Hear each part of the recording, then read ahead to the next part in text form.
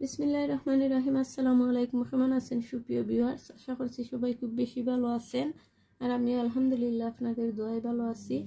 তো প্রতিদিনের মতন আজকে একটা ভিডিও নিয়ে আপনারা সাথে চলে আসলাম। অবশ্যই আপনারা কাছে ভালো লাগবো। তো আমি আলু দিয়ে ফুটা মাছ দিয়ে একটা কারি রান্না করব, আপনার সাথে একটু শেয়ার করে নিলাম। আর আমি যেভাবে রান্না করি তাই এভাবে আপনারা সাথে একটু একটু করে শুট করে নেই।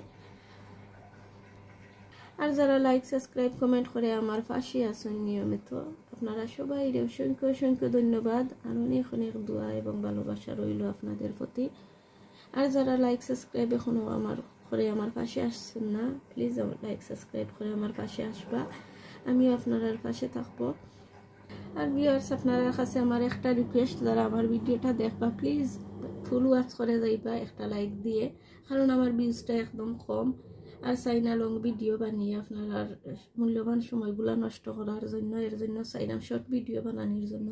কারণ লং ভিডিও বানাইতে চাইলে অনেকগুলো রান্না করি, অনেক লং হয়ে যায়, এর জন্য।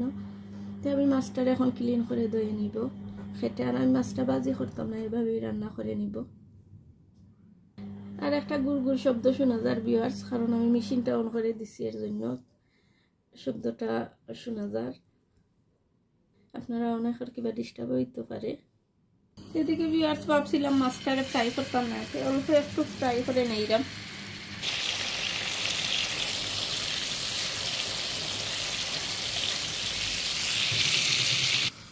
মাছটার ফ্রাই করে অল্প ওখানে ফ্রাইড তেলগুলা দিয়ে নিলাম। আর কারণ হলদি পাউডার, লাল মরিচের পাউডার, লবণ দিয়ে আমি মাছটাকে ফ্রাই করে নিছি। এদিকে ভিউয়ার্স আমি রসুনটা দিয়ে, রসুনটা ব্রাউন কালার করে ভেজে নিছি, দিয়ে নিছি পেঁয়াজ। এখন পেঁয়াজটারে ভেজে নিয়ে পুরো মশলাটা অ্যাড করে নিব। হলদি পাউডার, লাল মরিচের পাউডার, ধনিয়া পাউডার, জিরা পাউডার, এসব যা যা মশলা লাগে সব কিছুই দিয়ে নিব।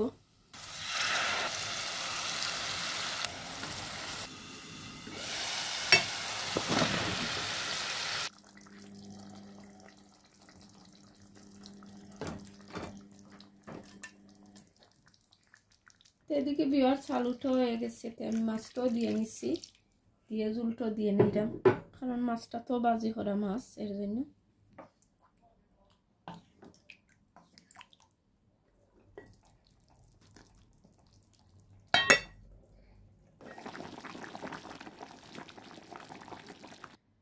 বাট এদিকে ভিউয়ার্স আমার রান্নাটা অলমোস্ট ডান। তো ঠিক আছে, সবাই ভালো থাকবা, সুস্থ থাকবা, নিরাপদে থাকবা।